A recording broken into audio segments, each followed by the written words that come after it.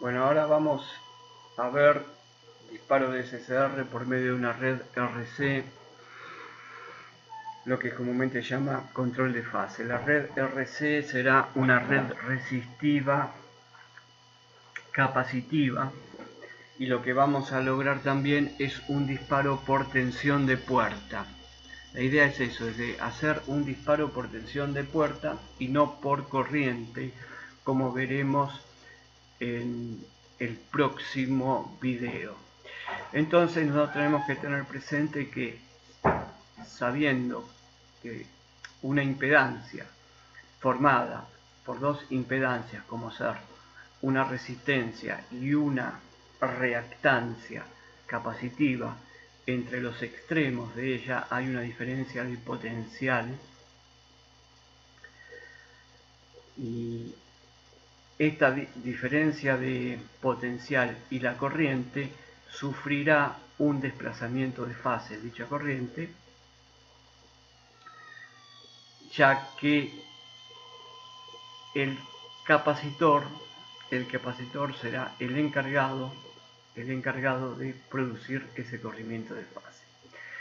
Entonces vamos a escribir a la impedancia. Si nosotros tenemos dos impedancias en serie, donde hay una sola impedancia que es R y la otra que es XC o reactancia capacitiva, la impedancia total vista entre los extremos A y B se la puede representar en forma rectangular o binómica, como está escrito ahí abajo, como R menos JXC. Si yo ahora dibujo en el plano de impedancia, donde en el eje horizontal siempre voy a tener las resistencias, cuyo valor va a estar en ohm, y sobre el eje de la SI, que en este caso va a ser el eje imaginario, el eje real y el eje imaginario me forman el plano complejo, y voy a representar a R sobre el eje de los números reales positivos y a XC sobre el eje de los imaginarios negativos, y la suma de ambos vectores, porque tanto R como C, ya que tensión, corriente e impedancia son vectores, la suma de R y el vector XC me dará como resultado el vector Z o vector de impedancia, donde va a tener un módulo y va a formar un ángulo que lo denominaremos phi. Entonces acá ahora estamos sumando, se está sumando al vector R el vector XC, que lo trasladé para hacer la suma a donde termina el vector R, coloco el vector XC y la suma de los dos me da el vector impedancia con el ángulo que lo voy a denominar phi. Por lo tanto, a la impedancia yo la puedo poner como expresarla, mejor dicho, la puedo expresar en forma rectangular o la puedo expresar en forma polar. Es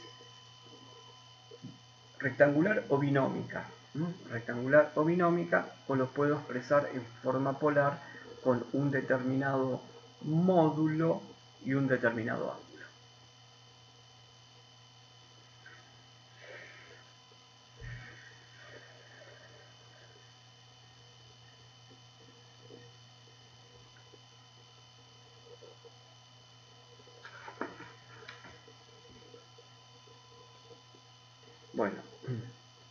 Bueno, ¿cómo calculo ese ángulo? ¿Cómo calculo el ángulo? El ángulo vamos a usar trigonometría. Para calcular ese ángulo phi, lo que yo voy a hacer es hacer la relación entre el cateto opuesto al ángulo y el cateto adyacente. Esa es la definición de la tangente. Tangente de phi, pero acá estoy calculando el ángulo phi, por lo tanto si estoy calculando el ángulo phi va a ser tangente a la menos 1 del módulo de xc sobre el módulo de r.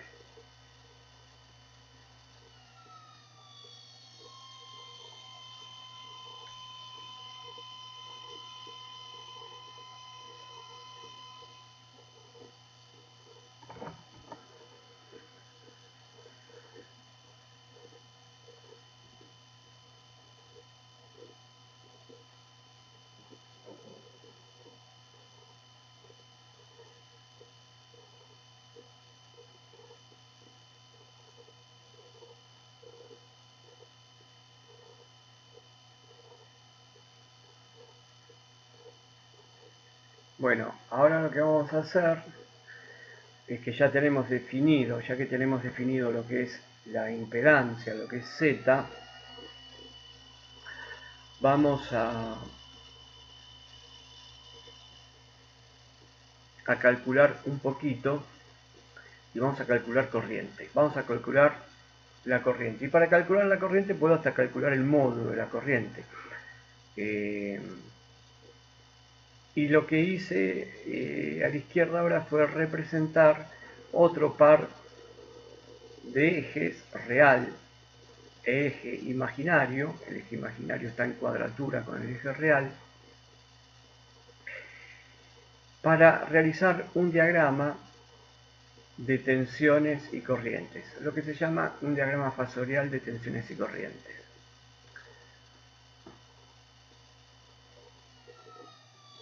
Entonces vamos a hacer el cálculo del módulo de I, y el cálculo del módulo de I va a ser el módulo de la tensión entre los extremos de Z, o sea, entre A y B, dividido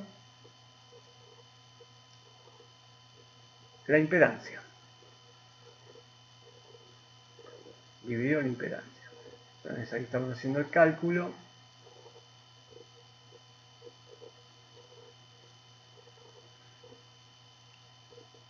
Y vamos a representar. Tenemos que tener siempre presente que hay que hacer un sentido de giro. Hay que poner el sentido de giro, que está representado por la velocidad angular o la pulsación omega,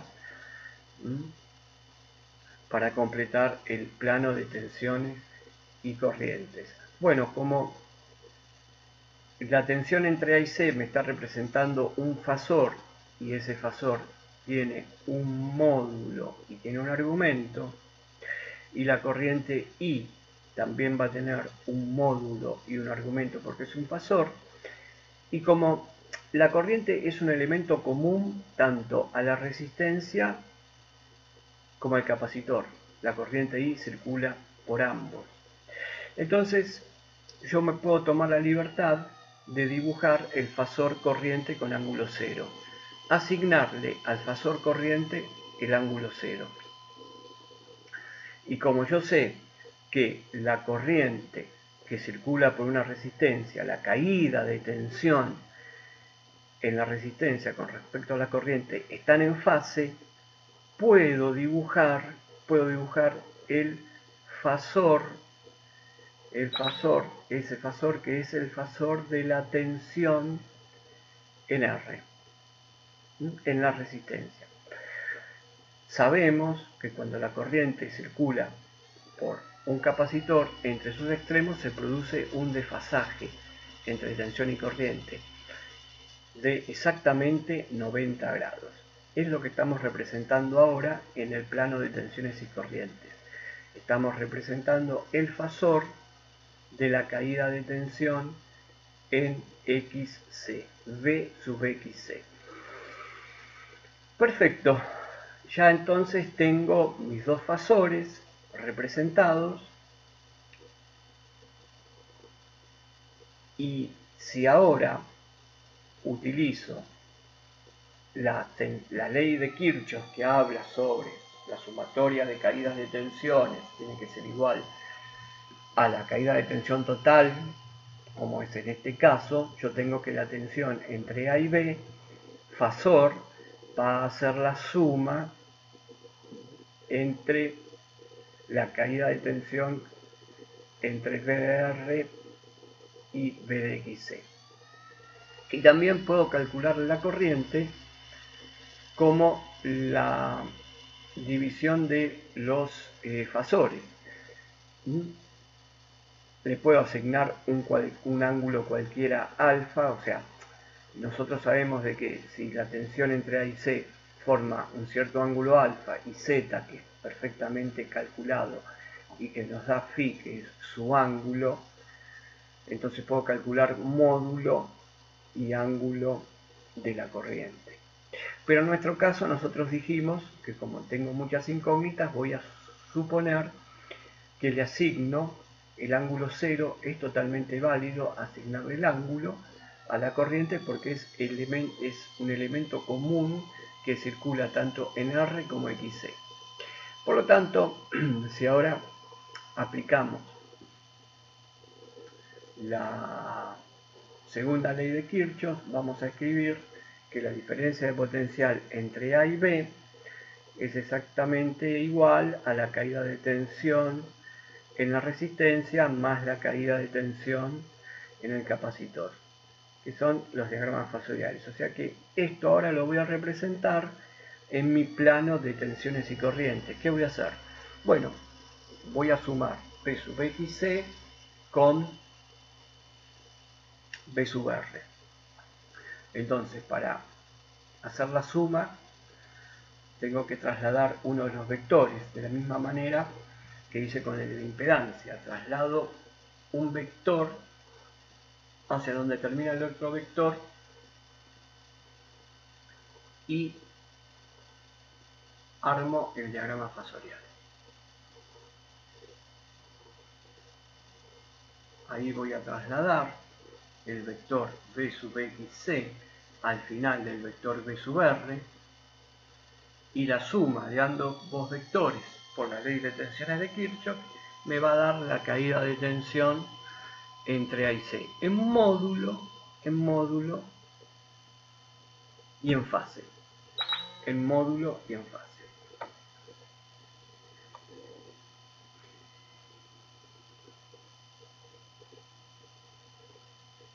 Módulo y en fase. Se hace la suma. Bueno, eso es B entre A y B. Eso es B entre A y B. Perfecto. Y ahora voy a anotar que ese es el módulo de B entre A y B.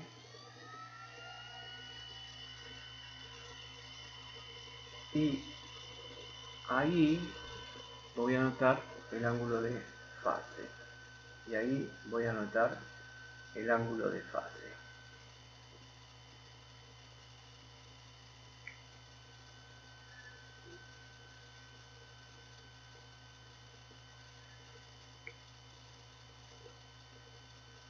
Estamos anotando el ángulo de fase entre tensión y corriente. Perfecto.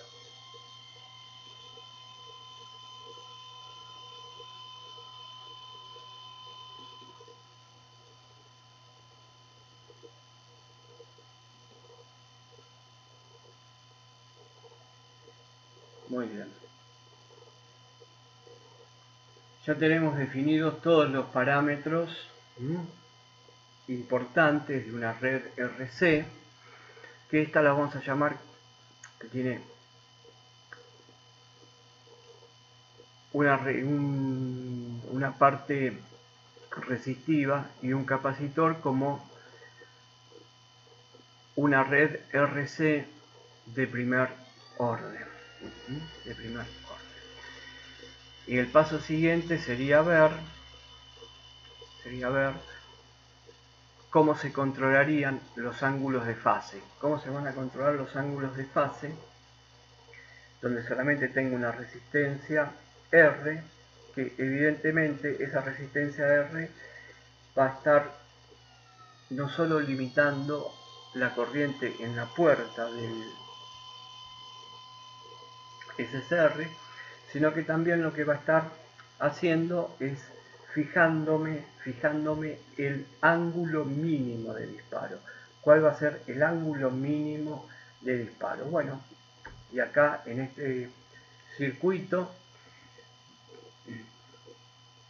vamos a ver el comportamiento de impedancia y el cambio de fase entre la tensión y la corriente. Entonces, R1, como dijimos, va a ser un valor fijo en ohm, limitador de corriente, y R2 va a ser un potenciómetro lineal entre 0 y un valor máximo. Entonces, ahora yo voy a analizar esa red RC que tengo ahí, pero ahora la tengo dividida. La R, que antes estaba sola, ahora puedo considerarla como dividida, con R1 más R2.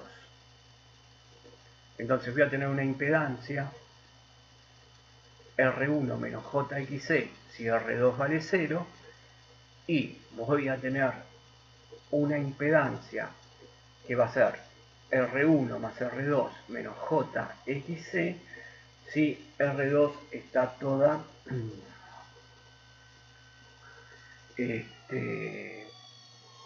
puesta en el circuito con su valor máximo. Entonces vamos a poner ahora nuevamente, vamos a hacer un plano de impedancia y vamos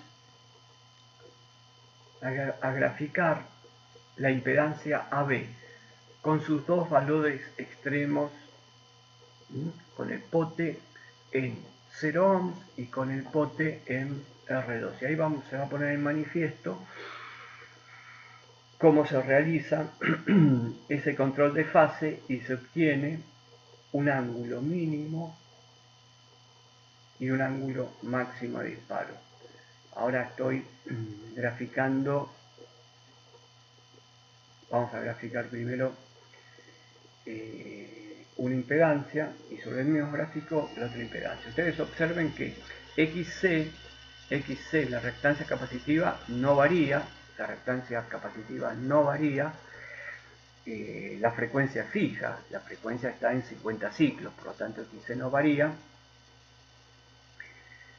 Y voy a representar a R1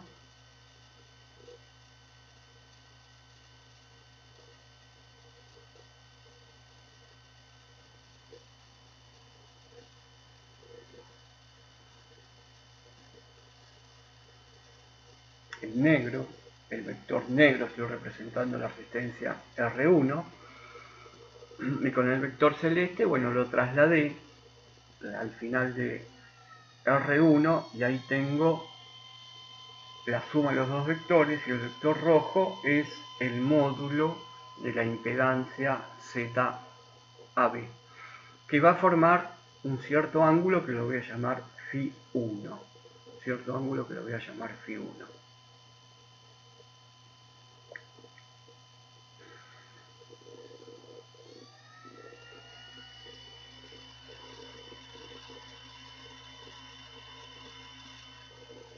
Y vamos a ver qué pasa cuando entra en juego la resistencia R2. O sea que ZB va a tener una parte real y una parte imaginaria. Ahí está, la estoy anotando en forma binómica o rectangular.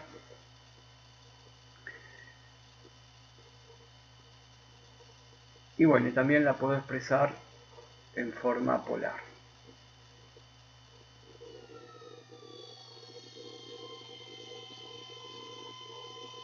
Y ese Φ1 va a ser el arco tangente o tangente a la menos 1 de XC dividido R1, o sea, cateto opuesto sobre cateto adyacente. Bueno, y ahora vamos a ver ZAB, la impedancia entre A y B, pero ya con R2. Entonces voy a representar R2, pero R2 tiene un valor en ohms que va a ser, evidentemente va a ser mayor que R1, y la R total va a ser la suma de R1 más R2. Entonces yo puedo colocar los dos vectores R1 y R2 uno a continuación del otro. En el gráfico ahora lo que voy a hacer es eso, voy a poner R2 a donde finaliza el vector R1, voy a poner el vector de la resistencia R2, que sería el potenciómetro, a continuación de el vector R1, y eso va a ser, mi ZB va a ser R1 más R2. XC no varía, XC es fijo, entonces también voy a trasladar el vector de XC al final del vector R2, que ese final sería la suma de los dos vectores, R1 más R2. Trasladándolo hasta ahí, hasta el final, y sumando los dos vectores, calcularía la otra impedancia, ZB, donde se modificó el ángulo de disparo. Donde se modificó el ángulo de disparo. Perdón, mejor dicho, el ángulo de fase, disculpen. Donde se modificó el ángulo de fase.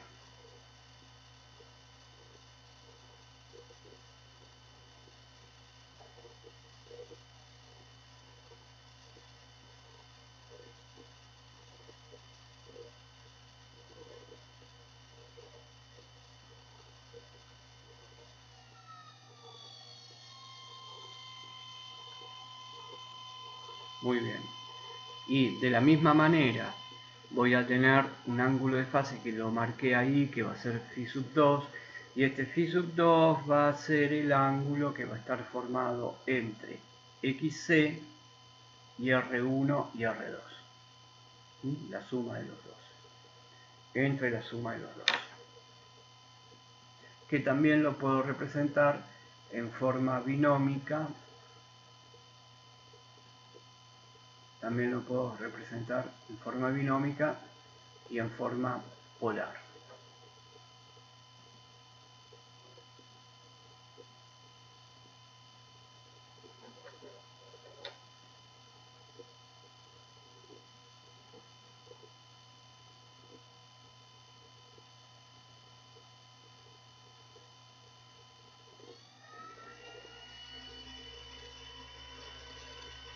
Bueno, y ahora vamos a marcar, vamos a hacer el mismo análisis, que sería marcar las caídas de tensiones entre R1 y R2 y la caída de tensión en XC, y la suma de esas caídas de tensiones va a tener que dar la caída de tensión entre A y B. Va a tener que dar la caída de tensión entre A y B, aplicando nuevamente la segunda ley de Kirchhoff. Acá vamos a hacer eso ahora. Vamos a marcar donde tengo la red R1 y R2 conformada por el potenciómetro, las caídas de tensiones.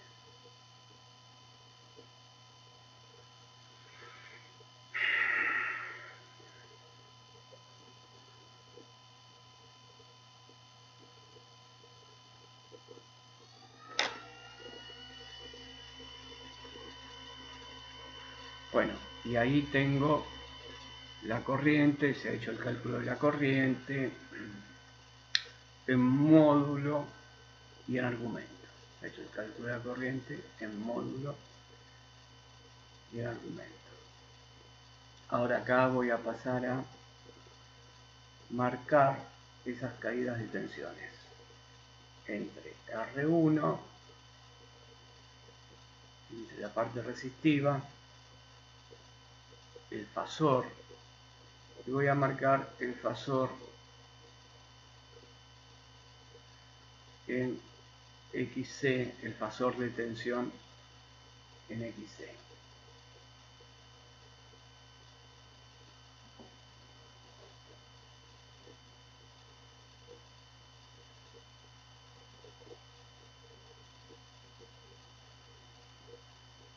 Y voy a marcar en rojo, que es el fasor B sub RT, lo llamé, donde RT es la suma entre R1 y R2, por donde circula una corriente I. B sub C es la caída de tensión en la impedancia, perdón, en el capacitor, en la reactancia capacitiva, y B entre A y B, entre A y B es la suma de las caídas de tensiones, aplicando la segunda ley de Kirchhoff. Entonces, seguidamente, lo que voy a hacer es el diagrama fasorial entre tensión y corriente,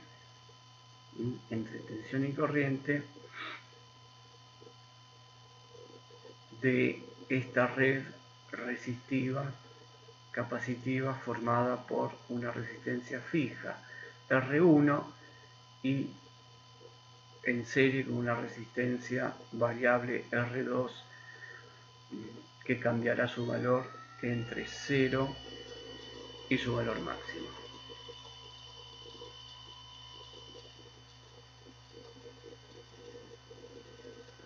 Entonces vamos a pasar ahora a hacer el diagrama fasorial.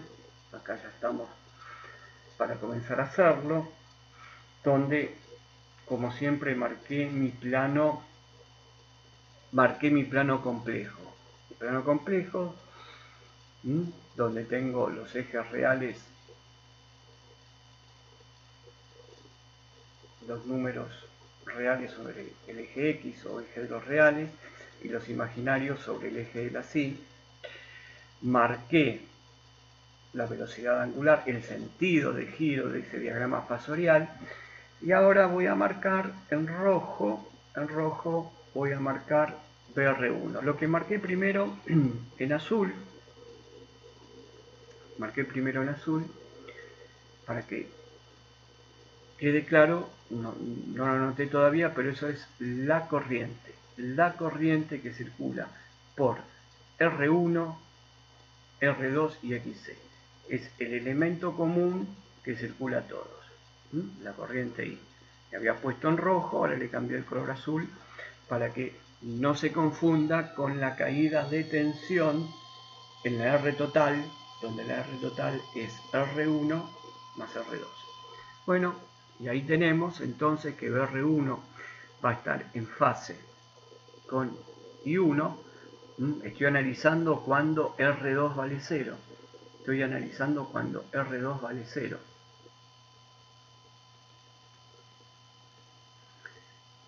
Voy a dibujar la caída de tensión. Lo que estoy haciendo ahora es dibujando la caída de tensión en el capacitor B sub XC. Y ahí voy a obtener entonces la tensión entre A y B y el ángulo de fase entre corriente y la diferencia de potencial que hay en la impedancia.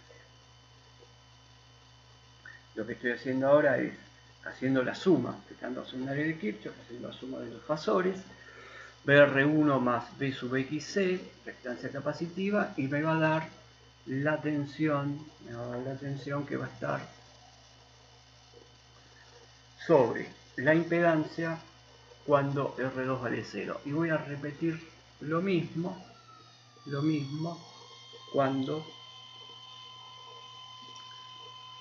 R2 tome su valor más alto, su valor máximo.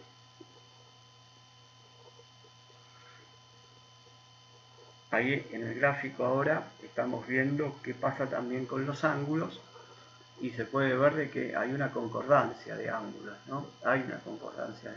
ya que la impedancia es la que provoca ese desfasaje entre tensión y corriente. Por lo tanto, están todos los ángulos de impedancia relacionados con los ángulos de caídas de tensión en el circuito, y por lo tanto con el ángulo final que formará la tensión con la corriente.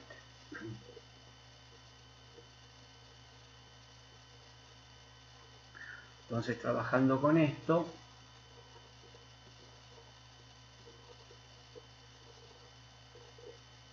obtenemos los valores entre un valor de Phi mínimo y un valor de Phi máximo, trabajando con R2. R2 es la que nos va a determinar cómo van a ser esos ángulos. En la impedancia.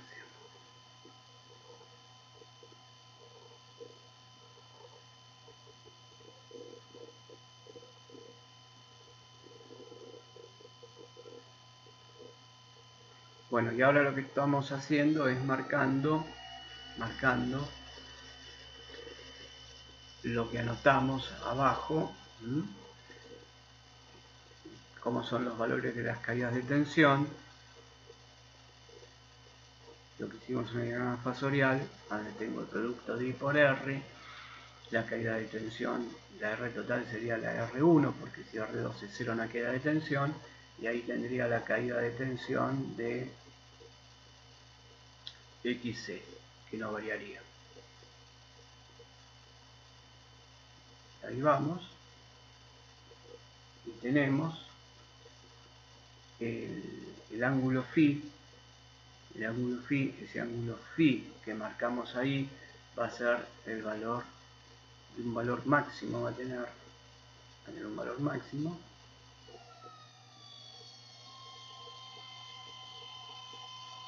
Y de la misma manera obtendremos un valor mínimo. Ese ángulo va a cambiar cuando R2 empieza a aumentar su valor. R2 va a ir aumentando su valor. Y bajo estas condiciones y fijando el valor de la capacidad en una red de este tipo, se puede encontrar una proporcionalidad o una relación de proporcionalidad que tendría que haber entre la resistencia R1 y el potenciómetro denominado resistencia R2. Bueno, hasta acá llegamos con este video y vamos, ya les voy a enviar otro video donde va a estar una red resistiva pura, va a haber cálculos con esa red resistiva pura y después seguimos con las prácticas. Así que hasta la próxima y gracias.